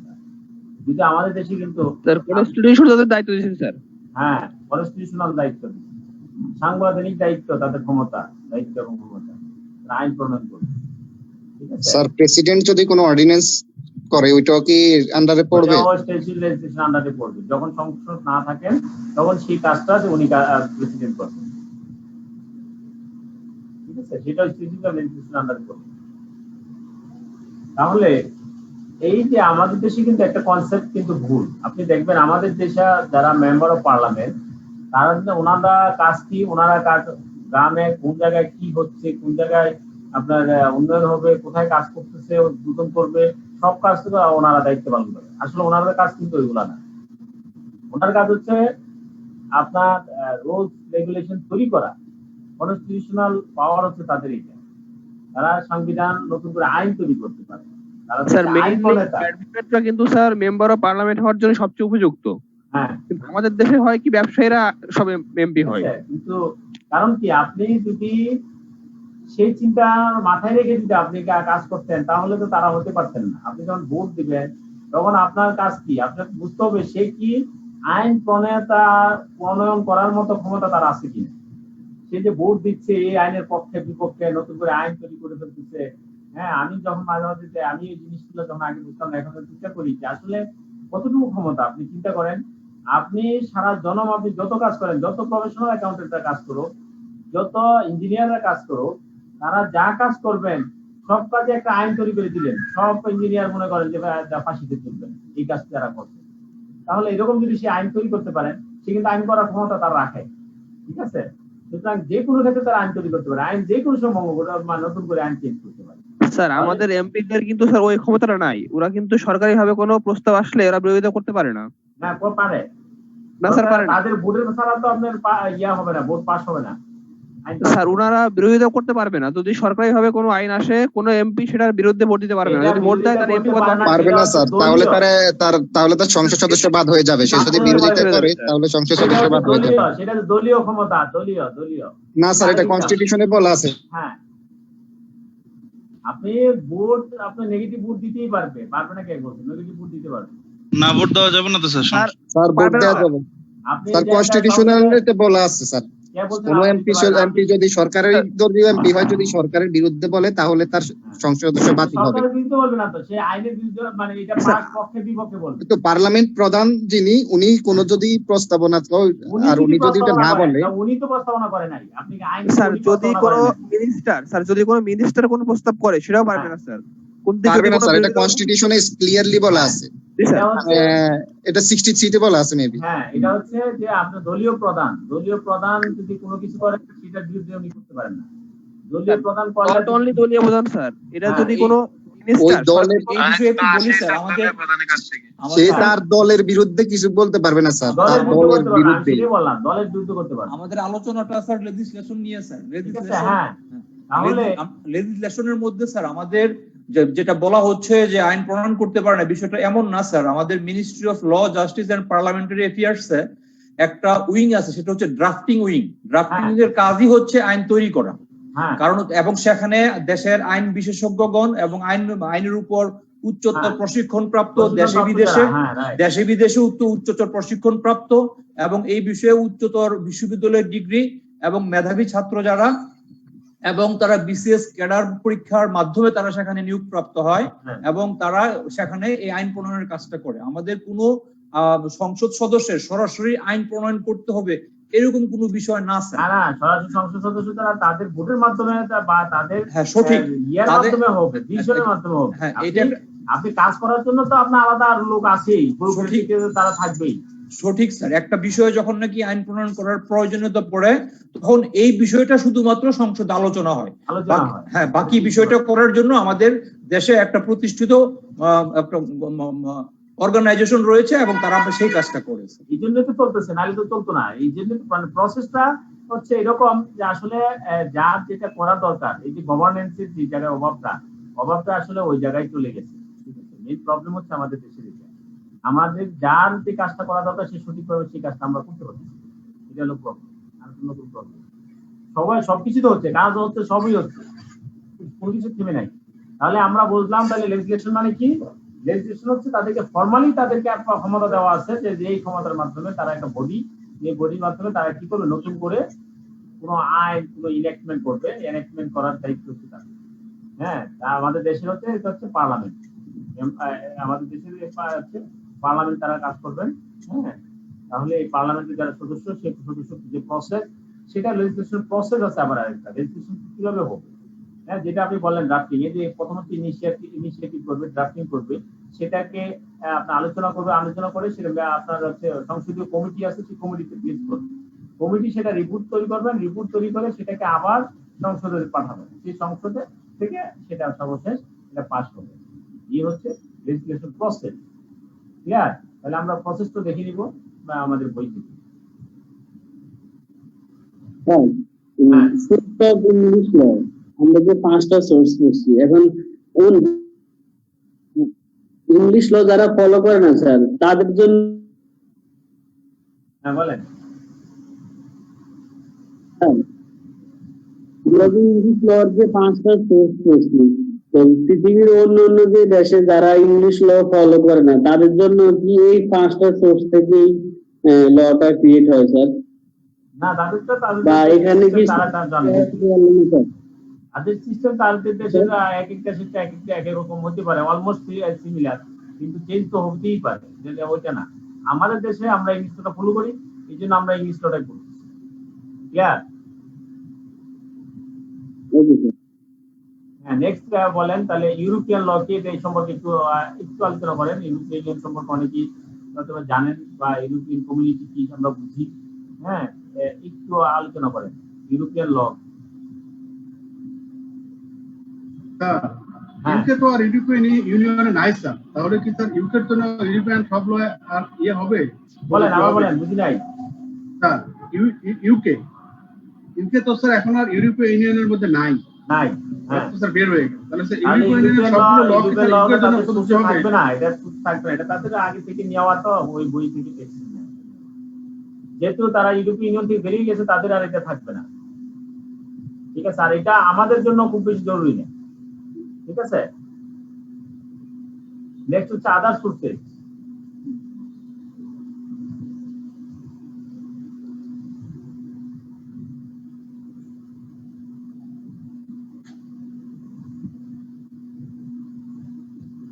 বলেন আদার সোর্সেস গুলো কি? তাহলে এইগুলো উপরে যে সোর্স, সেগুলোতে যেগুলো পড়ে না সেগুলো আদার সোর্স।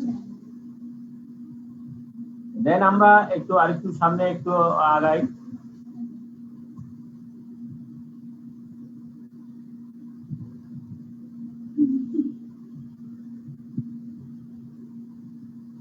এই যে জুডিশিয়াল প্রেসিডেন্ট, আমরা একটু আগে যেটা বলছিলাম, জুডিশিয়াল প্রেসিডেন্ট যেটা, ডক্ট্রিন অফ জুডিশিয়াল প্রেসিডেন্ট, সেটা judicial precedent is the decision of the court used as a source for future decision making. Judicial precedent হচ্ছে কোর্টের একটা ডিসিশন, যেগুলা ইউজ করবে ভবিষ্যতে কোনো সিদ্ধান্তের জন্য ক্ষেত্রে ইউজ করা হবে। This is known as fair decision, to stand upon decision, and by which precedents are authoritative and binding and must be followed. মানে আপনার প্রেসিডেন্ট জুডিশিয়াল প্রেসিডেন্ট তখনই হবে যদি প্রেসিডেন্ট অথরিটেটিভ হয়, বাইন্ডিং থাকে এবং সেগুলো অবশ্যই ফলো করতে হয়। এরকম কোনো বাইন্ডিং হলে তখনই শুধুমাত্র জুডিশিয়াল প্রেসিডেন্ট। তাহলে judicial president is the decision of the court used as a source for future decision making. This is known as steer decision, and by which precedents are authoritative and binding and must be followed. Essentially, the doctrine of judicial precedent means that the decisions of the higher courts are binding on the lower court. It follows that the doctrine of judicial precedent is intricately tied up with the fact that there is a hierarchy of courts. In other words, some courts are superior to others. ঠিক আছে, কারণ হলো judicial president, doctrine of judicial president এর জন্য আসছে কারণ স্বভাবত কারণেই কিছু কোর্ট অন্য কোর্টের সুপিরিয়র হিসেবে কাজ করবে, এক কোর্ট অন্য কোর্টের সুপিরিয়র হিসেবে কাজ করবে। ঠিক আছে, তাহলে এই হলো আমাদের doctrine of judicial president. Essentially, the doctrine of judicial precedent means that the decisions of the higher courts are binding on the lower courts. It follows that the doctrine of judicial precedent is intricately tied up with the fact that there is a hierarchy of courts. এটা হচ্ছে আসলে doctrine of judicial precedent হচ্ছে আপনার hierarchy of the court. কোর্টের যে hierarchy, হ্যাঁ, তার মানে hierarchy মানে কি? Some courts are superior to others.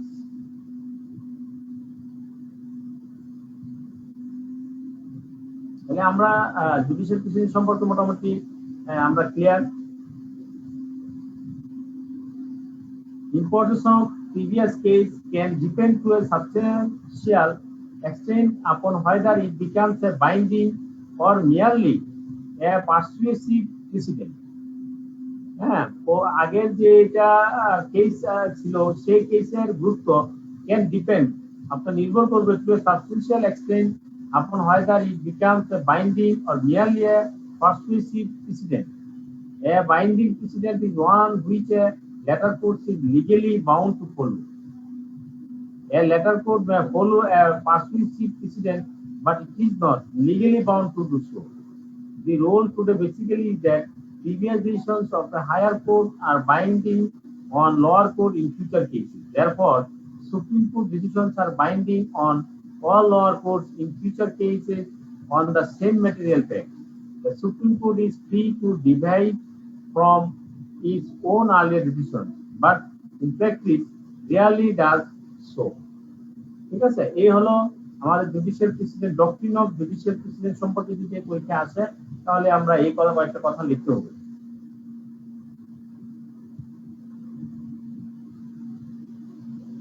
তাহলে জুডিশিয়াল প্রেসিডেন্ট সম্পর্কে কি বুঝলাম একটু বলেন।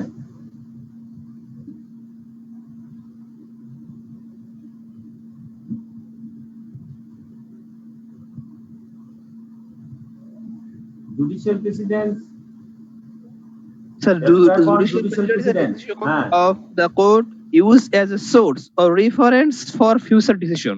Right. তারপর একজন বলেন।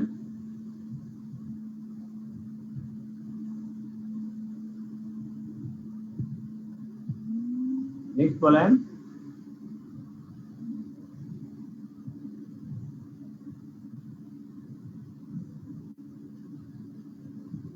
Describe the doctrine of judicial precedent.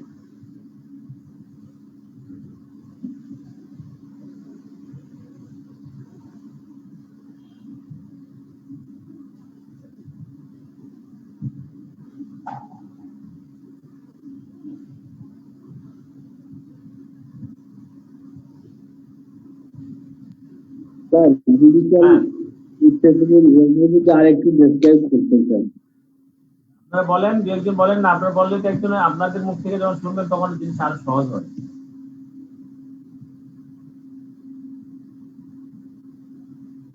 হ্যাঁ বলেন, judicial president is a decision, বলেন একজন বলেন।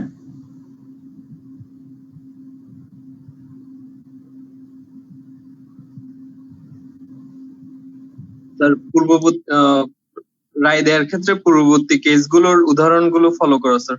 হ্যাঁ, অথবা এখনকার যে ডিসিশন, সেই ডিসিশনটা যেন পরবর্তী ভবিষ্যতে কোনো ডিসিশন মেকিং এর ক্ষেত্রে যদি ইউজ হয়, তখনই এটিকে বলা হয় জুডিশিয়াল প্রেসিডেন্ট।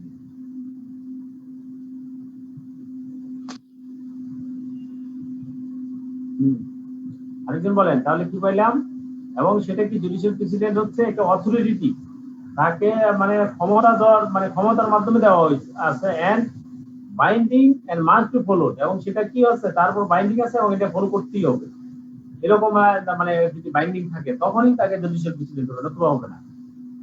এই বিষয়গুলো তো একটু আগে আমরা আলোচনার মধ্যে চলে আলোচনা করছি, সেটা আলাদা পরীক্ষা আসবে। ঠিক আছে, judicial doctrine of judicial president আমরা আগে যেমন আলোচনা করতে আমরা জুডিশিয়াল প্রেসিডেন্ট পাইছি কোথায়, ওই পাইছি আমরা কেস ল আর কাস্টমস লতে। তাহলে বলেন জুডিশিয়াল প্রেসিডেন্ট সম্পর্কে একটু ব্যাখ্যা করেন, আপনি করেন। Sir, judicial president is the decision of a court. Normally, it is the decision of a higher court, and the higher court's decision is binding to its lower courts on the specific ground and a specific subject matter. If a court, when is acting and is delivering its judgment, and when that court find that relevant this matter, there is a decision from the higher court, such as in our country, if a subordinate judiciary find a decision in a subject matter which is pending before it, and if the judge of that court find that there is a decision of the higher court or appellate division in our country is like that, the subordinate judiciary can follow that decision, and when the subordinate judiciary will follow the decision of the higher court, that will be a precedent for the subordinate judiciary. This is judicial precedent. Okay, thank you. শুনেন, আমি বলি যে আপনার যখন আপনি যখন পরীক্ষা লিখবেন তখন অবশ্যই আপনার কিওয়ার্ডস গুলো ওখান থেকে নেওয়ার চেষ্টা করবেন। ঠিক আছে, আপনার কথাতে আপনি ব্যাখ্যা অনেক বড় দিতে পারতেছেন, সমস্যা নেই, খুব ভালো হচ্ছে, কিন্তু আপনার এখানে এই যে authority and binding and must be followed, judicial precedent must be decision must be authority and binding and must be followed, আপনার এখানে এটা অথরিটি হতে হবে, বাইন্ডিং হতে হবে এবং ফলো করতে হবে। দেন বলা আছে ডক্ট্রিন অফ জুডিশিয়াল প্রেসিডেন্ট, বলতে প্রথম হলো জুডিশিয়াল প্রেসিডেন্ট কি লিখলাম, দেন আমি বলবো ডক্ট্রিন অফ জুডিশিয়াল প্রেসিডেন্ট কি। Doctrine of judicial precedent means the decisions of the higher courts are binding on the lower court. এই লাইনটা লিখলে আপনার মোটামুটি 50% হয়ে গেল। Doctrine of judicial precedent means that the decisions of the higher courts are binding on the lower courts. It follows that the doctrine of judicial precedent is indirectly tied up and with the fact that there is a hierarchy of courts. তার মানে এখানে মূল কথা হচ্ছে 3-4টা পয়েন্ট। একটা হচ্ছে binding on the lower courts, তারপর হায়ারার্কি অফ কোর্টস, তারপর আমি বলতে পারি সুপিরিয়র টু আদার কোর্টস আর সুপিরিয়র টু আদার। এই মোটামুটি কয়েকটা ওয়ার্ড আছে এখানে এই যে ডক্ট্রিন অফ জুডিশিয়াল প্রেসিডেন্টের ক্ষেত্রে। এগুলো যদি আমরা ইউজ করি তাহলে আমাদের লেখার স্ট্যান্ডার্ডটা অনেক বেশি ভালো হয়ে যাবে। ঠিক আছে, এই ছিল মোটামুটি আমাদের আজকে ক্লাস। আমরা যদি আপনাদের আর কোনো কোশ্চেন থাকে বলতে পারেন, নতুবা আমরা প্রায় শেষ করে দিই। আচ্ছা স্যার, তাহলে ওটা কোনটা যেখানে স্যার বিভিন্ন মামলার রায়গুলা উদাহরণ হিসেবে নিম্ন আদালতের জাজরা যেটা ফলো করে স্যার? এটাই তো, এটা জুডিশিয়াল প্রেসিডেন্টের ক্ষমতা বলে, জুডিশিয়াল ডক্ট্রিন অফ জুডিশিয়াল প্রেসিডেন্টের বলে আপনার হায়ার কোর্ট গুলা রায়গুলা নিম্ন আদালত গুলা লোয়ার কোর্ট গুলা আপনার প্রদান করে থাকে। এটা হচ্ছে না স্যার, দুইটার ভিতরে মনে হয় একটা বেসিক পার্থক্য আছে। একটা হচ্ছে যেটা মানতে বাধ্য, আর একটা হচ্ছে যে আপনি চাইলে ফলো করতে পারেন। একটা জুডিশিয়াল প্রেসিডেন্ট হচ্ছে এটা একটা আপনার কি বলে মতবাদের মতো। ঠিক আছে, এই মতবাদের ডিসিশন গুলো যখন আসে তখন তাকে বলা হয় কেস ল। সে আইনটাকে বলা হয় কেস ল, কাস্টমস ল, আর যেটা আমরা বলি কমন ল। ঠিক আছে, আর এই কেস ল, কাস্টমস ল সেগুলো চলে কিসের কারণে ভিত্তিতে, কিসের মতবাদের ভিত্তিতে? এটা হলো এই মতবাদটা হচ্ছে জুডিশিয়াল প্রেসিডেন্ট। এবং কিসের ক্ষমতা বলে? ক্ষমতাটা হচ্ছে জুডিশিয়াল প্রেসিডেন্ট। তাহলে স্যার জুডিশিয়াল প্রেসিডেন্ট আর ডক্ট্রিনের মধ্যে মূল পার্থক্যটা কোথায় sir? Doctrine of judicial precedent আর জুডিশিয়াল প্রেসিডেন্ট একই। জুডিশিয়াল প্রেসিডেন্টের ডক্ট্রিন মানে হচ্ছে আপনার মূল মন্ত্র, প্রিন্সিপাল। ডক্ট্রিনের মিনিং হচ্ছে প্রিন্সিপাল। জুডিশিয়াল প্রেসিডেন্টের আপনার মূল মন্ত্র কি, জুডিশিয়াল প্রেসিডেন্টের মূল জিনিসটা কি, এটা হচ্ছে ডক্ট্রিন। ঠিক আছে, একই কথা। জুডিশিয়াল Yes, sir, বুঝতে পারছি। প্রেসিডেন্ট হচ্ছে ডক্ট্রিন অফ জুডিশিয়াল ক্লিয়ার। আর ওই আমরা যখন ওখানে বলছি সেটা হলো কাস্টম ফর সোর্স, এই কাস্টম ফ্লোটা কিভাবে চলে? জুডিশিয়াল প্রেসিডেন্টের মাধ্যমে কাস্টম ফ্লোটা চলে। ক্লিয়ার? জি স্যার। হ্যাঁ, নেক্সট আর কোন কোশ্চেন থাকলে বলতে পারেন, আমরা শেষ করে দিব। আমরা আরেকটা ক্লাস এই চ্যাপ্টার থেকে স্যার কোশ্চেন আসলে কেমন কোশ্চেন আসতে পারে? এই যে এতক্ষণ যেগুলো আলোচনা করছি সেগুলাই, হ্যাঁ, source of English law, difference between civil law, criminal law, difference between আপনার যেমন বললাম কাস্টমস অফ এন্ড ইকুইটি, হ্যাঁ, এই সব বিভিন্ন কথাবার্তা আসতে পারে।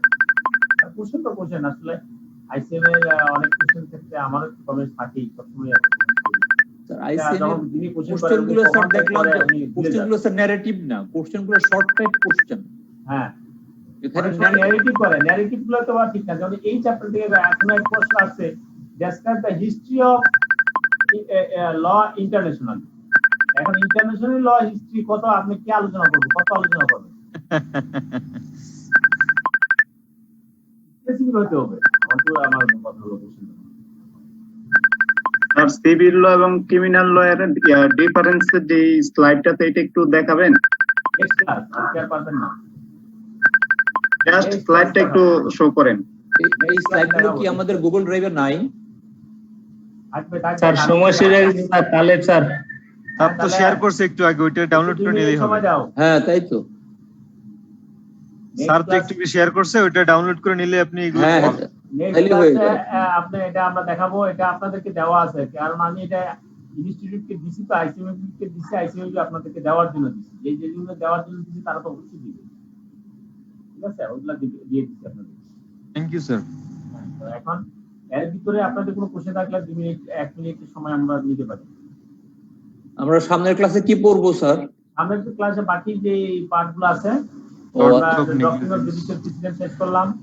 এই যে দেখেন আমাদের এটার বাকি অংশ ক্লাস আজকের ক্লাসের রিভিউ, তাই তো স্যার? রিভিউ, হ্যাঁ, রিভিউ তো আমরা 5-7 মিনিট আমরা নষ্ট করি। না, এটা নষ্ট হয় না স্যার, এটা আমাদের আরো ব্রেন আরো হয়, আরো পরিষ্কার হয় ধারণাগুলো। এটাই রিভিউ যে কোনো সিস্টেমে রিভিউ থাকা ভালো। হ্যাঁ, রিভিউ না দিলে আপনি আগের পড়ার সাথে যারা নতুন ক্লাসের সাথে যুক্ত হয়েছেন তারা ভুলে যান যে আমরা কি পড়াচ্ছি, সমন্বয়হীনতা হয়ে যায়, সমন্বয়। নেক্সট ক্লাসে আমরা যেটা পড়বো, জুডিশিয়াল প্রেসিডেন্ট পর্যন্ত আমরা পড়লাম tort of negligence, neighbour principal, হ্যাঁ, তারপর হচ্ছে ইংলিশ লিগ্যাল সিস্টেম, যেটা ওই ইংলিশ লিগ্যাল সিস্টেমের হিস্ট্রি বলে, ঠিক আছে? এটা আমি এখানে পার্ট দিন পরীক্ষা একবার আসে বা বিভিন্ন সময় আসে, এটা পার্ট রাখলাম। তারপর tort of negligence, this is also one kind of civil law. Civil law, right. Tort of negligence fully civil law. আসলে টর্ট অফ নেগলিজেন্সটাই আসছে সিভিল ল থেকে আসছে। সিভিল ল যখন স্টার্ট হয়েছে তখন থেকে টর্ট অফ নেগলিজেন্স। আপনি কিভাবে আপনি তার সিভিল লতে তাকে আপনি কম্পেনসেশনটা চাবেন, this depends upon the tort of negligence, ঠিক আছে? আপনি এই যে যেমন একটু আগে বললাম যে একজন লোক গাড়ি অ্যাক্সিডেন্ট করে ফেলছে, তার দোষ আছে কিনা, শুরুতে আমি যে উদাহরণটা দিলাম সেটা হলো মেন পয়েন্ট। তিনি গাড়ি চালাচ্ছেন, উনি তো স্বাভাবিকভাবে গাড়ি চালাচ্ছেন, আপনি তো হুট করে দৌড়তে গাড়ি নিচে পড়ে গেছেন, তাহলে তাকে তো আপনি গাড়ি অ্যাক্সিডেন্টের জন্য আপনি তাকে ফাঁসি দিয়ে দিলেন, তা তো হবে না, সিভিল ল তো তা বলে না, ঠিক আছে? এই this is the call tort of negligence. নাইবারিং principal, এটাও তো সিভিল ল। আপনার যে প্রতিবেশী কি আপনার দায়িত্ব, সেই দায়িত্বগুলো পালন কিভাবে করবে, সেটা হচ্ছে নাইবারিং প্রিন্সিপাল, ঠিক আছে? এইগুলো আমরা মোটামুটি আলোচনা করবো। আমরা আসলে ভিতরে ডিটেলসে আমরা আমি নিজেও জানি না ওটা, কিন্তু আবার ডিটেলস আমাদের যাওয়ারও দরকার নেই। যারা অবশ্যই যারা লর ব্যাকগ্রাউন্ড বা যেতে তারা একটু ভালো জানবেন আমাকে, হ্যাঁ, আমরা এই জন্য শেয়ার করি যে একজন আরেকজনের কাছ থেকে কিছু যেন শিখতে পারে। এই এখানে স্যার যে শরিয়া ল, এটা আমাদের বাংলাদেশে 2 রকম আইনি আছে, একটা কোডিফাইড ল আছে, আবার কোরআন সুন্নাহ ইজমা কিয়াসের মাধ্যমেও আছে। 2 রকম শরিয়া লই আমাদের বাংলাদেশে প্রচলিত আছে। যদিও আমাদের আইনের সিস্টেমটা ফুললি ইংলিশ ল হলেও কিছু কিছু ক্ষেত্রে আপনার শরিয়া ল তো মানতেই হয়। যেমন স্যার শরিয়া ল আমাদের দেশে আছে 1937 সালের শরিয়া আইন বলতে একটা আইন, মানে পাশ করা আইন বাংলাদেশে আছে। আর পাশাপাশি স্যার শরিয়া ল আছে, সেটা হচ্ছে আমাদের কোরআন সুন্নাহ ইজমা কিয়াসের মধ্যে আছে। এবং আমাদের দেশের যেটা হচ্ছে আপনার যেমন সম্পত্তি বন্টননামা, সেটা কিন্তু শরিয়া লর মাধ্যমে এখন প্রযোজ্য আছে, যদিও নতুন করে আইন পাস মনে হয়ে গেছে, সেটা ইমপ্লিমেন্টেশন মনে এখনো শুরু হয়নি। হ্যাঁ, ওটা তো মনে হয় স্যার ফরাইজিয়ান। হ্যাঁ, ওটা ফরাইজিয়ান মনে হয়। না, আমাদের কমন ল অফ ইনহেরিটেন্স বাংলাদেশে স্যার এখনো হয়নি স্যার। হ্যাঁ বাংলাদেশে হিন্দুদের জন্য ল অফ ইনহেরিটেন্স একরকম, মুসলমানদের জন্য একরকম, খ্রিস্টানদের জন্য অন্যরকম, প্রত্যেকটা রিলিজিয়াস পার্সনের জন্য আমাদের দেশে ল অফ ইনহেরিটেন্স সেপারেট আছে। হ্যাঁ এটাই শরিয়া ল। না স্যার এটা শরিয়া ল না স্যার। আমাদের বাংলাদেশে 1937 সালে শরিয়া আইন বলতে একটা আইন প্রচলিত আছে, ওইটাই হচ্ছে স্যার শরিয়া আইন। হ্যাঁ আর কোনো আইন নাই তো আমাদের শরিয়া, তো আইন হচ্ছে ইজমা কিয়াস তার মাধ্যমে যেটা হয়, কোরআন সুন্নাহ ইজমা কিয়াস, এটাই আসলে আমাদের শরিয়া আইন। তার পরবর্তীতে অন্য কোনো আইন আপনাদের ওই কোরআন সুন্নাহ ইজমা কিয়াসের মাধ্যমে আপনার শরিয়া আইনের মাধ্যমে শুধুমাত্র সম্পত্তি বন্টন নামানটা হয় আমাদের দেশে।